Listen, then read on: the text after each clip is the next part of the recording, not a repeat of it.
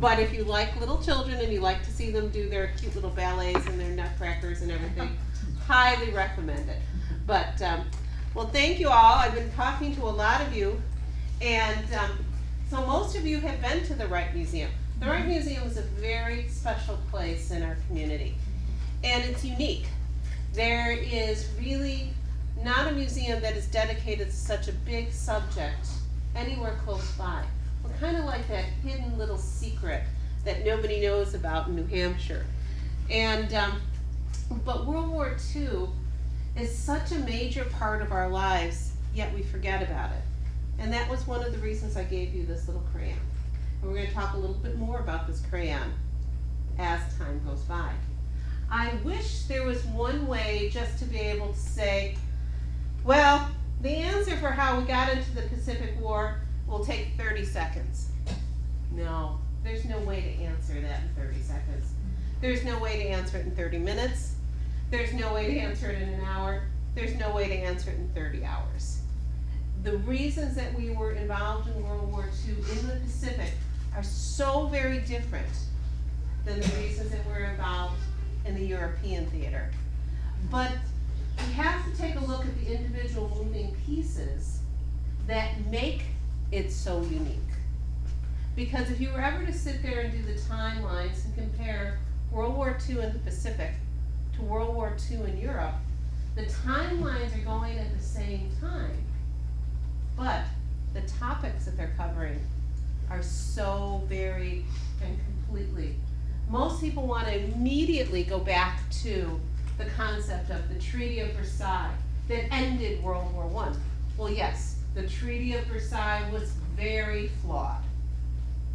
I don't think that they intended it to be that flawed, and I don't think that anyone ever goes into negotiations like that with the hopes that it's going to cause more conflict. But the parts that we talk about over so much of the time have really very little to do with what's going on in the Pacific at all. You look at the people that were involved in the Treaty of Versailles, and you look that there was a whole wide range of people there. And they represented countries throughout the world. But some of the biggest problems with the Treaty of Versailles have nothing to do with the hyperinflation that ended up in Germany. They have to do with the fact that we didn't deal with the breakup of the Ottoman Empire. And we're still involved with constant conflict in that. We did not address Ho Chi Minh's questions about Vietnam when he was at the treaty and when he was at the Paris Peace Accords. We did not address anything that was going on in Japan or in Asia at the Paris Peace Accords. So that's just one tiny part. But everything that can go on that led us to World War II in the Pacific can be traced back to one country. And that one country is Japan. And that's very different than when we look at what was going on in Europe at that time. Japan has a unique history, very different than the European countries. Tonight's topic, and I will be as brief as I possibly can and try and be as inclusive as I can in under an hour. Japan had a very big isolationist past. Commodore Perry opened up Japan in 1853. In the scope of the history of Japan, that's not a very long period of time. That country has been there as an autonomous unit for centuries. Then there's the Meiji period, where Japan opens itself up to the rest of the world and becomes a modern industrial power. Then there's World War I and the Treaty of Versailles and the Five Power Treaty. And then comes the Greater East Asia Co-Prosperity. And all of that is so important to understanding how we ended up at war with Japan in World War II. You would think 1941 is really, it's only 80 years ago. But the problems that we were addressing go all the way back to generations ago, centuries ago. Japan is an isolationist nation from day one. They are an island out in the middle of nowhere in the Pacific Ocean. It is not until the 15th century that they're even being bothered by any amount of people, by any groups. But then the world changes a little bit, and it becomes easier for countries to be able to venture into them and venture outside of it. If you go back and you think about what's going on in the 15th century, you have 1492. Anybody know how the rest of that ends? Columbus sailed the ocean blue. And what was Columbus looking for? A way to the east. A way to the east. Yeah. Why did he want to go to the east? For goods and services. Goods, services, spices, because the food in Europe was pretty awful. And they wanted to bring back the luxuries from there. Japan could see everything that was going on all around them. They could see their neighbors being taken over. They could see the United Kingdom getting into India. They could see people trying to trade with China. They could see the inroads being made. And not always was it for the good. A lot of times when they were doing this, they were not only bringing products with them to trade, they were bringing ideas, and they were bringing religion. Now, if you are an island nation that's very tight-knit and has been living with the same religion for years and years, how would you feel about missionaries coming on your shores? But they were. And they had recruited, I guess is the best way of saying it, over 300,000 converts in just over a year. That's a huge number of people. How quickly will that indigenous society change if the basis of their society is being changed by religion? What happens when all these different ideas come in about all these newfangled gadgets changing traditional society? What happens if the concept of our king is better than your king, or our shogun is better than, your shogun is not as good as our king? You don't have a centralized government. And they don't have quite the same military might now that these other large seafaring nations are going to do. And so they have to think, what are we going to do now? You see on the map ahead of you here, as you look at the world, Europe is spreading out all over the place. It is going all around the world. They're in search of things. Tea, cocoa, spices, silk. And they want to bring them back to Europe. Now I've left off the things about, they may have been hunting for gold in certain places. We don't know anything about that happening in the Americas now. There may have been a lot of searching going on for other things, like people being brought back as slaves. Put yourself in the position of the Japanese people at this point.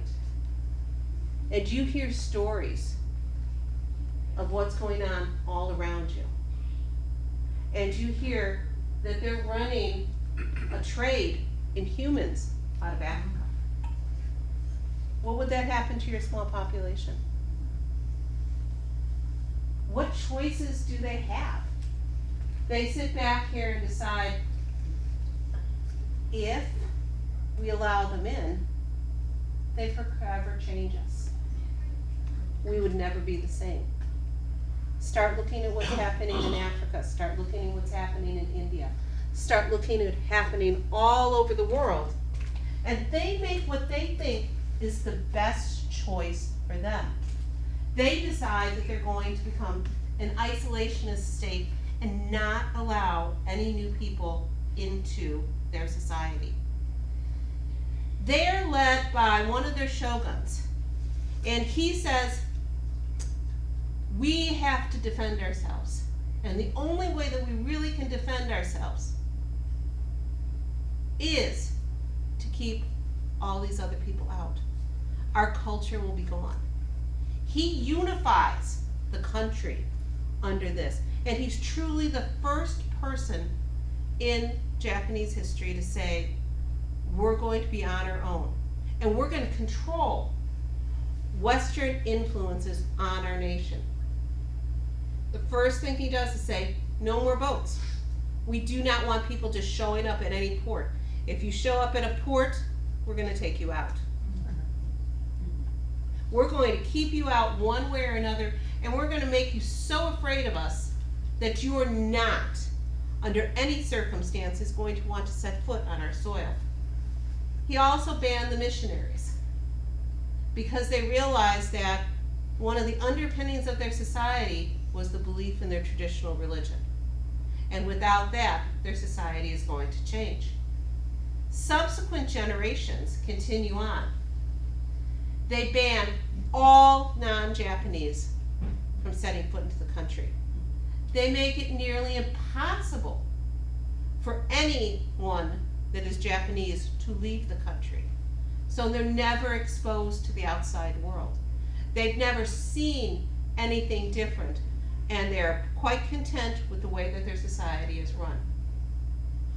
All trade with what was banned, except with China, Korea, and a little tiny island where they keep all the Westerners and allow the products to come in and to go out, but to have no interaction. This little island is an artificial island that was created off of Nagasaki.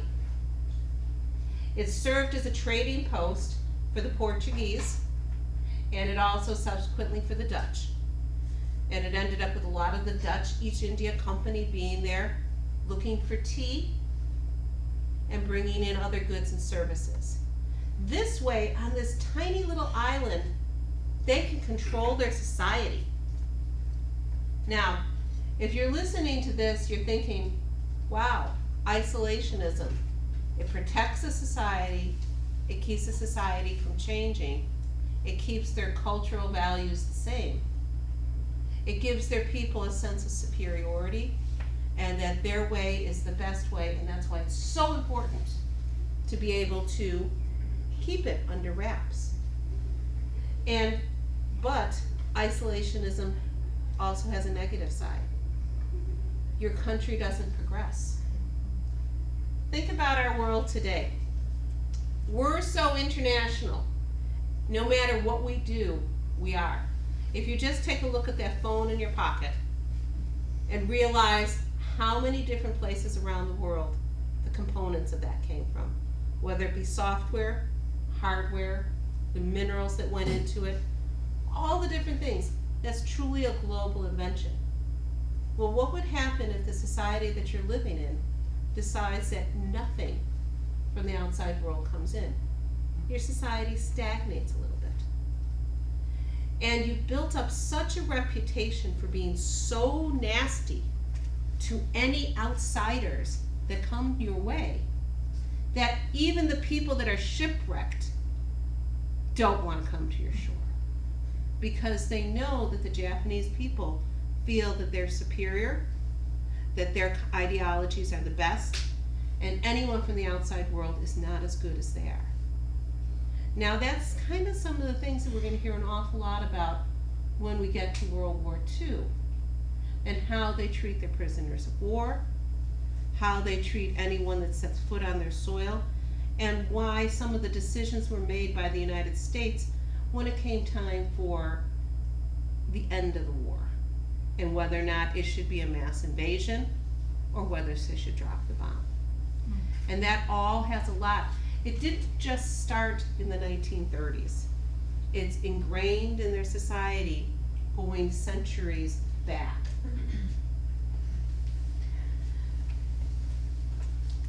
Millard Fillmore, President of the United States, needs to get part in the trade in Asia. America is a growing society in the 1850s. There's the California Gold Rush. We're sending boats with people that want to prospect and go to the west coast of the United States all the time. We want to do trade. It's easier for us to do trade with Asian countries on the Pacific coast than it is to do with our own East Coast. And the world is shifting. And America wants to be a part of this as a new nation. So they need to develop those trade routes the same way that all the European nations already have them. The European nations have all gone and they've started something called colonization. We heard about it in our own country, where these European nations go to foreign soils, they set up a government, they bring back raw materials to the mother country. The mother country then turns around, creates something new out of them, and turns and sells them back to those colonies for a lot more money. This wasn't something that just started in the 1800s. It goes back to the 1500s. America needs to be a part of that now. In order for them to be able to sustain their growth and to continue to become more of a world power than just a nation that is learning its way, it needs to start getting those colonies. It needs to start bringing in those trade routes. It needs to do that. So, the president speaks to Commodore Perry and says, I have a mission for you. You must get us a route into Japan. You must help us start bringing in our own tea. You must help us have access to those ports. They cannot remain an isolationist nation forever. Now, Japan's like, yeah, we can. No question about that. And so he's entrusted with getting out there and trying to do this. Commodore Perry is an incredible diplomat. And he understands so much of what is going on in the world.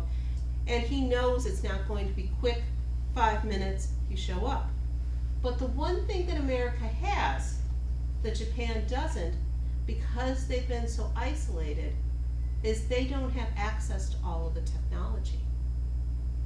So when Commodore Perry shows up in their harbor, they have steam-powered ships. Japan's never seen them. The emperor and all of his advisors say, no, we don't want it. We don't want those shipwrecked Americans. The Americans want us to be able to, we're trying to do more trade. There's likelihood of our people being shipwrecked. We don't want them treated badly. We want them to be treated decently and returned to us. We want that to happen.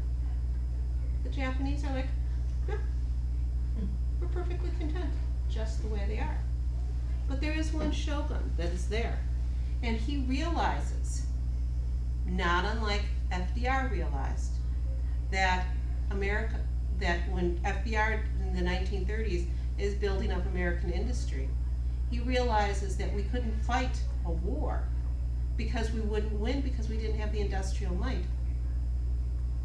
This one shogun realizes the same thing, that if they do not open themselves up in some way, shape, or form, they're going to be taken over, and they're going to be treated just like any other colony is. So they have opportunity here, or they have the potential for loss. He convinces the emperor's advisors that now would be a very good time to start opening up just a little bit, and I apologize. They're going to start opening up just a little bit, but it has to be under control of the Japanese people. It has to be with their power, and if they're going to do that, they have to take the opportunity to learn and to take the skills that they're going to open themselves up with and become, as opposed to being a colony, to become the people that are like them and colonize around them. So, they decide that it's okay to meet with Perry. They actually have to erect a building because he's still not allowed on their soil. And this is a drawing that was in one of the newspapers in the United States. And it shows that they actually had to create a building. This shogun listens. And he's like, they have a lot of things to teach us. But we have to be strong. They have things that they want from us. And we have to negotiate what it is. Now, oftentimes in American history textbooks, this is portrayed as the shame of the Japanese. No, this is very clever on their part. They are the ones that are saying, okay, we have to change. We have to modernize.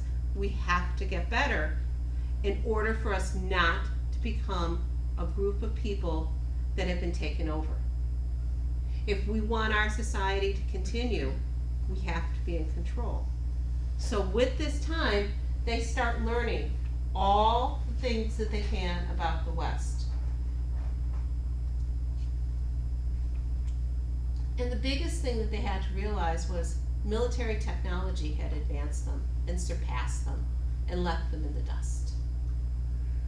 So they could take the scarce money that they have, because they don't do a lot of training, and go out and buy military equipment, or they can study it and make their own. And they do. And they learn how all of this is. They learn how the Industrial Revolution is going on in the rest of the world. They learn how to create steam. They learn how to create metal. They learn how to incorporate electricity. And the country goes through a major, major, major change during this time. So in 1854, under the role of the Japanese, they allowed 2 ports to be open to Westerners. And every time a Westerner comes, they study and they learn and they implement. The country modernizes so quickly, but it's not there to modernize just for the sake of modernizing. It's done for the sake of protecting the nation. And now you're thinking, this is supposed to be the road to World War II. Why are we still talking 100 years before World War II? Because the mentality that's being built over all this time is going to be the mentality that we're meeting on the battlefield in the 1940s. And it's going to gear up for everything that they will do and the way that they will treat the other peoples that they encounter in the world. And all of this is so important to understanding why it wasn't just, hey, they're here one day, they're a military power, they had to do this. But it was why we had to really look at the people that we're fighting. And why were they so staunchly out there trying to create an empire for themselves? What drove them to do that? And why was it so ingrained in their society? Because from the earliest days in the 1500s, they've been taught Japan is special. The culture needs to be protected. Everyone else in the outside world, we may learn from them, but they're still outsiders. And it continues on for this time. And so they continue to learn from them. They definitely wanted to emulate the West, because the West was where it was at. If you looked at who was in charge of the world at this point, in China, they're watching their neighbors being humiliated. They're watching foreign powers dissect the country, each taking spheres of influence, each taking what they need and leaving China with nothing. They're looking at India, how one colonial power could have so much control. They're looking at Germany, a tiny little nation in Europe, have so many colonies out there. And all these different places where money and goods and their people are being transported away. So they take that time and they realize, well, now that we've modernized, it's time for us to make ourselves so important to the Western world that instead of trying to take us over, they value us. So not only now have they become an industrialized nation, now they're studying everything that every other nation is going, and they're making themselves invaluable to those nations. And that will continue on all the way through to the end of World War I. They look at it and they think the West is where we want to be. The West is what we have to become so that we can keep our independence. In World War I, we've all heard about that little conflict that took place in Europe. It really took place all around the world. We hear much more so about the trench warfare. We hear so much more about the fighting that was going on. We hear about the submarines in the Atlantic. We hear about the sinking of the ships. But World War I is also being fought in all the colonies, held by all these nations around the world. And raw materials that we've talked about, why they have these colonies in the first place, become key. Because you cannot fight an offensive war without the basics of modern society. You needed that rubber for the trucks, for the tires. You needed the sugar to keep your troops going.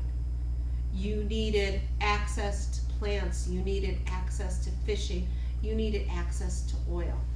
And all of that comes across the ocean. So, Japan, being very smart and wanting to protect its own nation, has already created alliances with all the big colonial powers out there. They've avoided becoming a colony themselves. So now they're going to make themselves even more invaluable. And they've already started going, well, here's this little country over here like Korea, and no one's really paying much attention to it. Their government is in disarray. We can start putting ourselves out there so that they have to help us. And in exchange, we'll protect them, just like the European nations do all over. They start emulating that. Now, England is embroiled in World War I. They are losing an excessive amount of young men. France is embroiled in World War I. Their young men are dying at an alarming rate. They're bringing in people from their colonies in order to fight in these trenches. The Germans are going out, and they're keeping the seas because they have an impressive military and an impressive navy. The United Kingdom can't quite keep up. So it enters into an alliance with Japan, the Anglo-Japanese alliance. And they make a promise that if you, the Japanese Navy, can keep the Germans' Navy at bay for us and keep them from being able to focus everything in the Atlantic, and they need to be out here in order to protect their colonies in the Pacific, we'll give you their colonies. Japan's going, we've made it. The Westerners are looking to us for support. We have managed over the course of time to keep ourselves free, to keep ourselves as one nation, to expand our borders by emulating everything that we Westerners have done. And now they respect us. And now they're willing to share with us everything that they have because we've helped them out of a pinch. And we've done this. And by bringing them into this, where they're now going to get Germany's colonies, it's going to play a key role in things that are going to come in the next 30 years. So, Have anyone ever heard of something called the Marshall Islands? The Marianas? The Carolinas? Truk Lagoon? All of those islands? That's where Japan got them for helping Great Britain during World War I. They were then able to expand their ever-growing empire, and suddenly now they have access to raw materials beyond their wildest dreams. They have influence over an entire group of people that look, wow, the Westerners really treated us like crap. And they haven't been very nice to us as our colonial overseers. They've really treated us like second-class citizens. And here's another Asian group. Will they treat us better? In the beginning, that's the whole concept. Okay, we need help, we've got to improve. Therefore then, the Japanese has been successful at not becoming a colony. Let's kind of start following them. And the relationships with them in the early days, Japan always thought anyone that was not Japanese was inferior, but to some of the other Asians, it was like, that's okay, they're still treating us better than the Westerners were. And so they're now coming into possession of a large swath of land.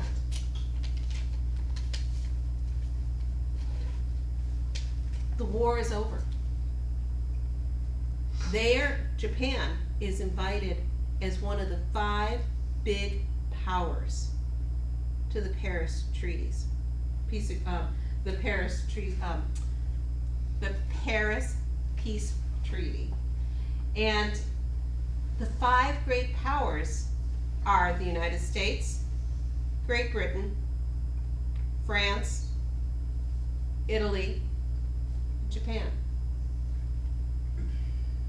3 of those 5 powers are located where? Europe. In Europe. 1 is located halfway sort of between each, and 1 is in the Pacific, all the way on the other side of the world. Inside of Japan, they're saying, we made it. We did it. We managed to keep ourselves free. And now we have the respect of these people. And they were very, very excited about that. And there was so much nationalism, and the whole rise of nationalism that was very similar in Europe is going on in Japan at this point too. They're proud of themselves, as they should be. They've managed to avoid the conquerors, to become a conqueror themselves. So, it took them 50 years to transform themselves from a nation that was way behind to a nation that could compete with the best of the best. That's a very short period of time in the history of nations for them to go from being a very behind in terms of technology to right up there at the top. They were very determined to adopt pro-Western foreign policy. They felt that they had been invited to the table. They were asked to join the League of Nations. They were asked to be part of the treaty. They asked for one thing. They wanted to have everyone treated equally based on, not on skin tone, but they wanted everyone just to be racially equal. Now, that did not mean that they still felt themselves as being superior. Just like all of Europe, every European nation feels it's superior to the United States. Every nation feels that they are superior to everyone else. But they wanted this written out there. And they felt that that would be a huge boost to everything in the world.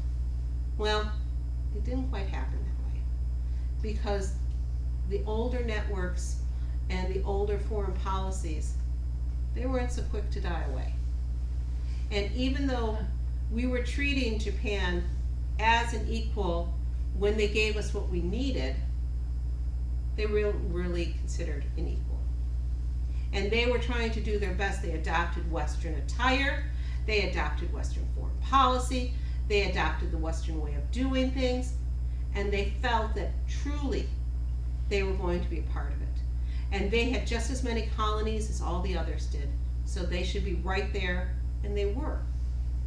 But there was no racial equality, and that kind of was very sad for them, and they felt left out. But they knew they had the power at this point, and they knew that they were going to continue.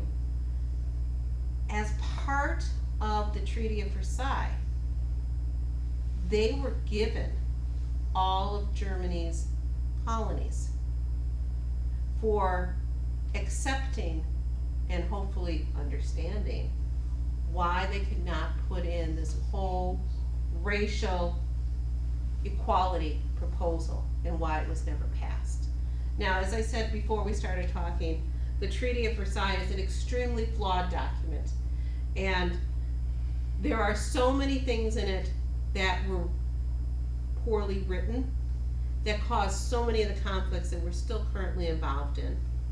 And we don't even think about it as a society. We think the only thing that we hear about was that we treated the Germans so wrong that it caused hyperinflation, that caused all the problems in Germany to occur.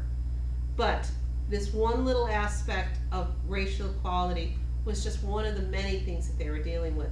They did not deal well with the breakup of the Ottoman Empire, which is still leading to every conflict that we have in the Middle East.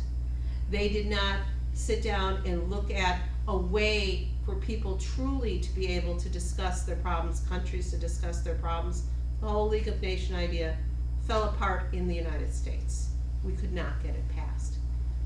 America then also does something different at this point. After World War I, it adopts isolationist tendencies. Just like the Japanese had had before. They don't want to be embroiled in anyone else's wars. They want to keep American boys at home. There are too many mothers out there that are missing their children. They do not wish to waste that much manpower or materials ever again over a country where countries around the world where the United States sees no economic gain from it, and they see nothing about it. Japan feels all of this. And they're like, well, we're not going to stop emulating them. We're going to do precisely what it is that they're doing. We've learned. And how do we have power as a nation? You have to be strong. How are you strong? You manufacture your own goods. Where do you get those goods from? Those colonies. So they continue on, and they've just been given, under the Treaty of Versailles, all these islands. Now, what they're supposed to do with them, they're supposed to follow along like everyone else is supposed to follow along, and make them peaceful nations, setting up representative forms of government, and so that they can each have individual determination. Japan decided, that's not for us. We need to make sure that we're still in power. We do not need to have anyone coming and knocking on our door and potentially taking anything away from us. We have worked too hard. Then things go a little different. There's an arms race. Who is going to have the biggest military out there? Because a big military ensures your safety. And there's those 5 big powers at the end of World War I. And at this point, Great Britain has the biggest navy in the world. She just rules the sea. We've heard that so many times.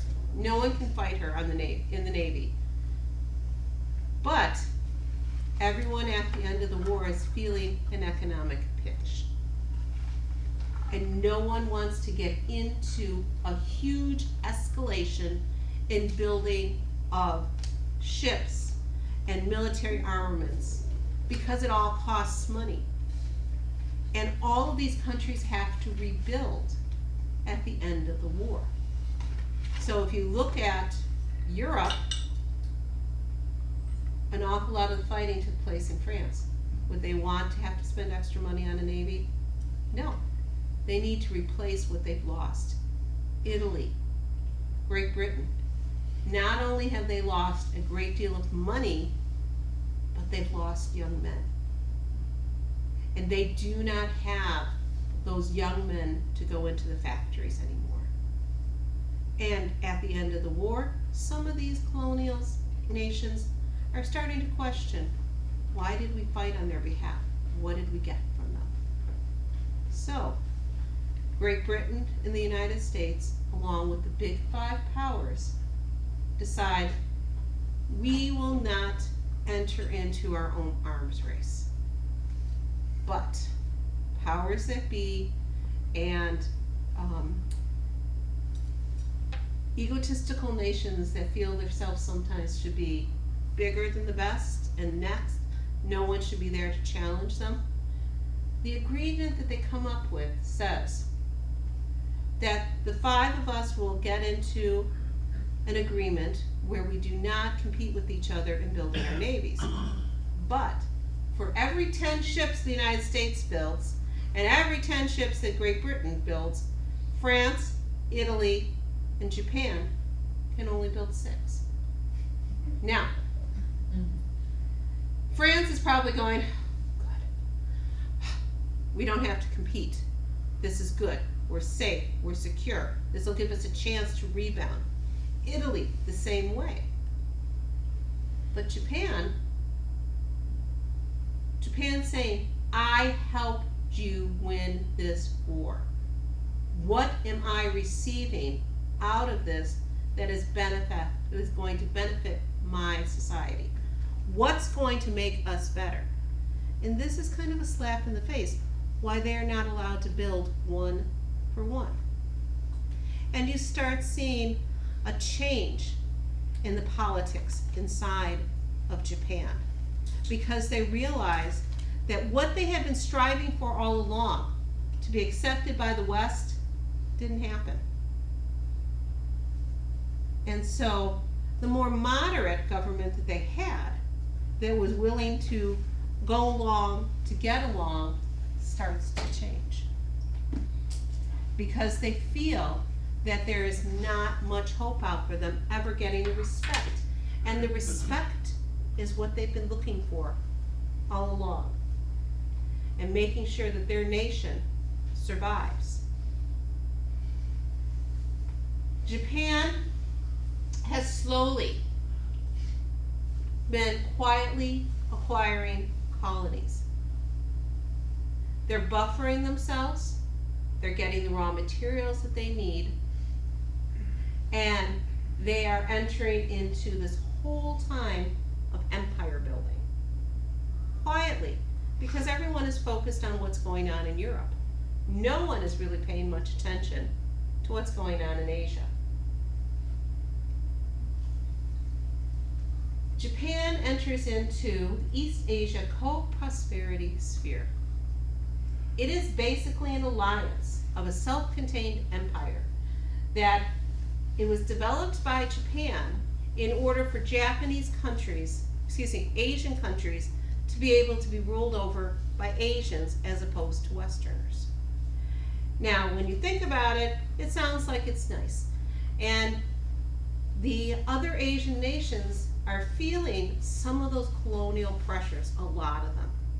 And they realized that they had went and they fought for their colonial powers, and they didn't see a lot of change for their society. They didn't receive a lot of freedoms for it. Japan, though, is always thinking, who's number one? What is Japan going to get out of this?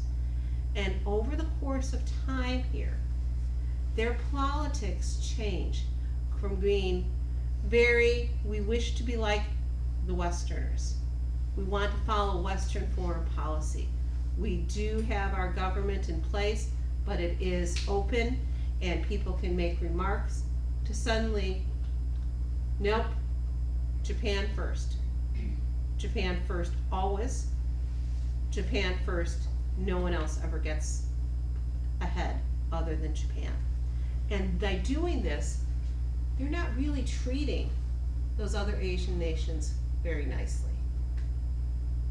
And they're using them primarily as tools to get the raw materials that they need to increase Japan's power. Now, when I was putting the presentation together, I went through and I looked at many different pictures of what the Japanese oppression looked like during this period of time. And I felt that all of them were too ugly, too horrific to put up.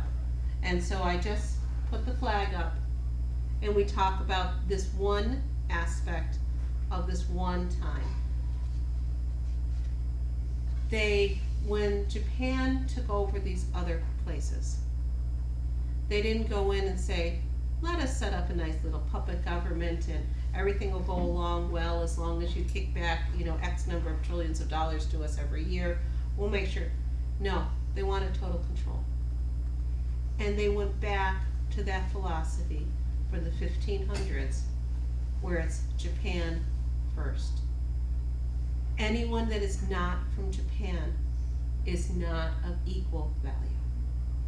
And so as they're going around Asia, changing their governments, allowing everything to happen, and going in and taking their superior military power and taking over these countries, they're not treating the inhabitants well. And they have no respect for the lives of those inhabitants. As we as a nation will see when we become more and more embroiled in World War II. They have no respect for them. They are just means to an end. And it's represented by the way that their government thinks. Japan first. And that goes all the way back to their isolationist period. And in China, the atrocities are beyond belief, and if I will let you look up that topic. And China is trying to get help from anyone that will give it to them. And the United States tries to help them, but they really can't because Japan is one of the big five, it's one of their trading partners, it's how politics works, how foreign diplomacy works. And so it continues on until it gets to the point where it's so bad that it cannot be allowed to continue. So, in the 4 years leading up to World War II, to the attack on Pearl Harbor, the United States implemented embargoes on oil, gasoline, scrap metal, as well as froze all of Japan's assets. Now, they had hoped that this would cripple them because the United States provided about 90% of all the trade with them. So, if we froze all of their assets, just like you see it happening all the time in our society now, when the Soviet Union invaded the Ukraine, what was the first thing that we did? Froze their assets. Said we're not sending them any more products, hoping that the economic hardships that we caused by that would bring those people back to the table. It didn't work. Then all of our other trading partners started to take the same steps. Now remember, this is all going on in conjunction with the rise of nationalism in Europe, with Germany coming back to life after everything had been taken away from them at the end of World War I. And them going out and becoming a colonial power again, but instead of going to far-flung Asian islands, they're taking over their neighbors because they have not only a little bit of a revenge thing going on, which we can talk about much more later, but they also need the people, they need the supplies, they need the equipment, they need the expertise in order to make their society whole. Most people aren't too concerned about what's going on in the Asia. It's just there. America primarily is made up at this point of Europeans.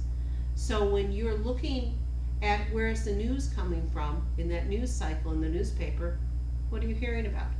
You're hearing about Germany.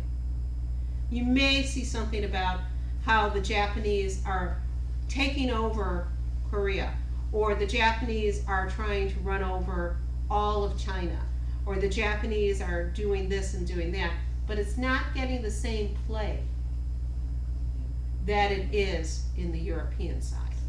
The European war, because people's families, and you're only talking one, maybe two generations removed for most Americans from the European side. So therefore then, it's not getting as much play. So when people go around and say, it was truly a surprise attack on Pearl Harbor, no, the attack was coming for years and years, because our enemy there, we didn't realize was even our enemy for a very long time. We thought they were just a nation that was strong with their idealistic tendencies, and they put Japan first.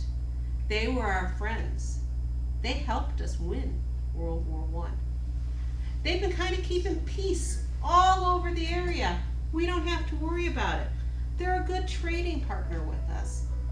And so therefore, they're not really paying that much attention. But the diplomats are seeing all these things going on. And they're seeing that this is becoming untenable. When we stopped supplying the Japanese with oil, it's starting to curtail their economic future, and it's hurting. So we knew something was going to happen. We just didn't know quite where or when. President Roosevelt wasn't just predicting that we would be in Europe. No, he knew that we were going to end up in Asia as well, in the Pacific. He knew Japan was mighty mad at us. And the time that they chose to do this and to attack Pearl Harbor was a time when they thought America was going to be more embroiled in sending products over the whole Lend-Lease ideas to Europe. Because we tried to stay out of the war in Europe for so long, not because we didn't have a lot of affinity for it, we just weren't ready yet. We could not do what we do best. Exactly what we did in World War I, we outproduced them. We sent fresh manpower and equipment when all the other militaries were running low. We needed to do the same thing in World War II, but we needed to protect ourselves. And there was a lot of isolationist tendencies here in the United States at that point. So we knew that there was an attack coming, but we really thought it was going to be on one of our colonies. We assumed, incorrectly, that they were going to take over the Philippines first. Or they were going to bomb other areas that would make our trading partners with the rest of the world difficult. They did not quite have as much intel as they thought that they should have on the Hawaiian Islands. Even though at the end of the war there was a trial for someone that was associated with the Japanese embassy in Pearl Harbor that was probably sending back intelligence. But we knew something was going to happen, but we just didn't know exactly where or when. The one thing that was so profound was what was said about waking a sleeping giant. And they truly did. They stuck one too many pins in, and they got the pain that they wanted back. They thought that if they took that base out on Pearl Harbor, we would have no place to fuel our vessels, and therefore then not be able to make it into Asia. If they took out the aircraft carriers, then there'd be no way for many years for the United States to be able to build back up enough to be able to wage war against the Japanese. By that point, the Japanese would have gotten their empire back, made themselves even stronger, and they would have walked into that negotiating table as a full partner. And they would have demanded that someone sue for peace, and there would have been a negotiated peace instead of an all-out. But that did not happen. And so they did waken the sleeping giant. And if any of you have a lot of knowledge about Pearl Harbor, the Japanese made a few mistakes on that day. A few. The aircraft carriers were out. That was one. But the other two big ones we don't talk about very often is that there was a large fuel dump on the Hawaiian Islands. They missed that. If they had blown up the fuel dumps, it would have taken months for us to be able to rebuild them and to resupply them. And the other thing that they didn't take into account is that almost every American submarine was in Pearl Harbor at that point. They never bombed the submarine bases. And it was American submarines that led the war in the Pacific, because in the halls of Washington, D.C. and all the politics, it was decided that Hitler was a bigger problem and we needed to take care of that first before we could put the all-out effort into Asia, the Asian War. But it was those three things. If it had been done differently, if he had gone back for one more strike and hit the submarines, hit the oil, or found the aircraft carriers, it would have turned out completely different. So it was lucky for us in those days. At this point, does anyone have any questions? Oh, the green crayon. Thank you for reminding me. One of the things that we don't think about is how every man, woman, and child on this planet was affected by World War II. Green crayons were one of the things that were unavailable during World War II.